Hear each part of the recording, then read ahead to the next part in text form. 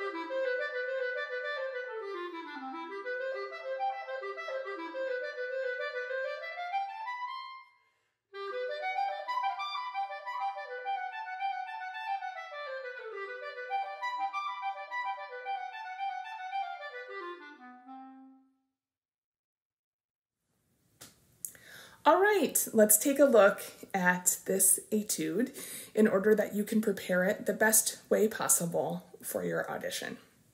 So I have placed some green eyeglasses in the score in the screen next to us to help guide me and help guide you in how to practice this piece. And the first set of eyeglasses are just a reminder to take a look at all the information that we get at the beginning of the score. So we can see that we're in common time in 4/4, right? We can see that we have 3 sharps and we begin on A, and the whole first measure outlines the arpeggio of A major. So we're probably in A major. And then we see allegro, which is a marking, kind of meaning, at a brighter pace. And we have a nice tempo marking there of suggested tempo marking of quarter note equals 96. Now, I always take those tempo markings with a grain or maybe even a block of salt because I think it's really important for you to play this audition etude at the best tempo for you. So if you can play it really beautifully at 88 with access to your best sound, your best articulation, and all of those parts of playing, intonation and dynamics, all of those really important parts of music making, then play it at that tempo. Or if your best tempo is at 72. I would say, as a person who listens to a fair amount of auditions, I would rather hear a piece played well, a little bit under tempo, than someone who's clearly not ready to play it at the marking that's on the page. So just take that into account. And certainly we're going to talk about practicing it under tempo and how that will help us as well. There's one more aspect to the very beginning of the piece that's really important, okay? So if we take a look under our very first notes next to the mezzo forte, we have some Italian terms. Let's see, we've got chiaramente e con fermezza. So excuse my Italian pronunciation. I hope that gives you something to chuckle at. But above the score, you can see that I've written in that it means clearly and with firmness. Now, it's very important to write these markings into your music. And additionally, it helps us really know what the composer is really thinking about. And so when I see clearly and with firmness, that helps me know that this piece should be played with articulation that is clear, but not the shortest articulation possible. And I have also derived that information somewhat from looking at the tempo, the suggested tempo. So that gives us a good first thing to work on.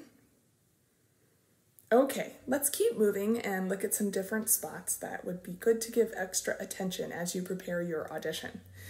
So the next 3 set of eyeglasses really have to do with breathing and making your breath an artistic choice. A lot of the time, we really hope that we can breathe and no one will notice. I think this is a very clarinet player sort of thing to want to happen. And we really have to make breathing an artistic choice. Yep. So if you look at measure 4 into measure 5, I've put a set of eyeglasses there. And I'm going to play for you how I worked out that this breath could be an artistic choice. And then I'll explain it a little bit. I'll play it just a little bit under tempo.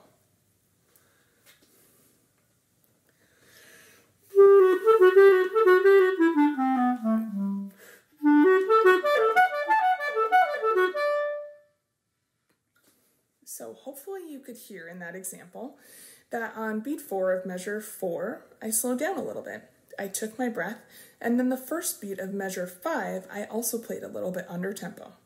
The second beat of measure 5, I aimed to move forward just a little bit so that by the third beat of measure 5, I was back in the tempo that I started at in measure 4. Let me show you the example between measure 8 and measure 9. I think this one is particularly interesting because we can use our breath to help us reset our dynamics for the piano that is marked in measure 9.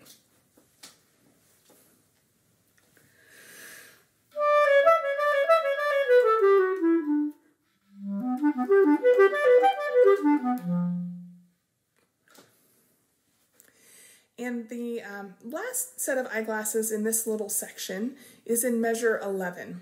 So I made a choice to move my breath from the first part of measure 11 into the second part. And I did that because I kind of like to make the crescendo that's marked in measure 10. And then in measure 11, I kind of like to stay with that dynamic level a little bit and make the first half of measure 11 a little bit more.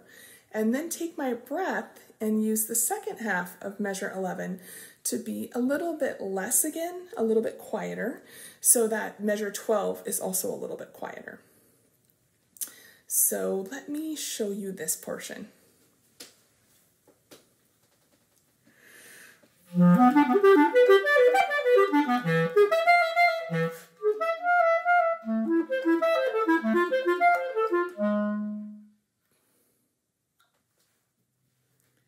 Moving on, let's talk about a few more places that you can practice to help you be even better at playing this etude for your audition. And the next thing I'd like to talk about still has to do with breathing. It's in measure 20 and then in between 20 and 21.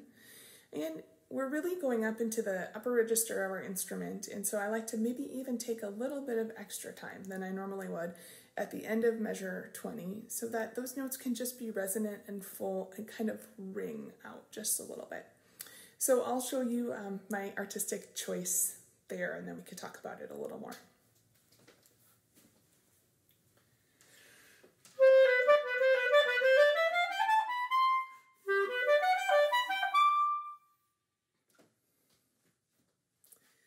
So you can hear, hopefully, in beat 4 of measure 20 that I took some time at the end, especially allowing the C sharp and the D to just kind of ring and be a little longer. And then I lengthened the first note of measure 21 and kind of elongated that whole beat, made it a little bit longer, and then started moving forward again in beats 2, and I ended on beat 3 there. My goal would be for beat 3 to be about in tempo again. So let's look at just a little bit of the end of this excerpt. I think it's important to note in measure 24, in beat 4, that G, our open G, is a G natural there. It's marked in the beat before beat 3 of measure 24, and it is also a G natural in beat 4 of 24. And then you can ask your band director, or you can ask your private teacher, or certainly take your private teacher's advice if you're working with someone closely for this. But I think it's kind of nice just to play the downbeat of measure 25. It brings a little more resolution. Moving from the C sharp to the D just kind of lets us know that we've ended this section, even though the audition technically says to end at measure 24. So I chose to do that because artistically it just felt nicer for me, but I'd love for you to check with your band director and see if that would be appropriate for you to do, or if you should really stop at the very end of measure 24. I took a little retard, again, just to kind of make it more musical, and here's what that sounds like. So this is measure 24 into measure 25.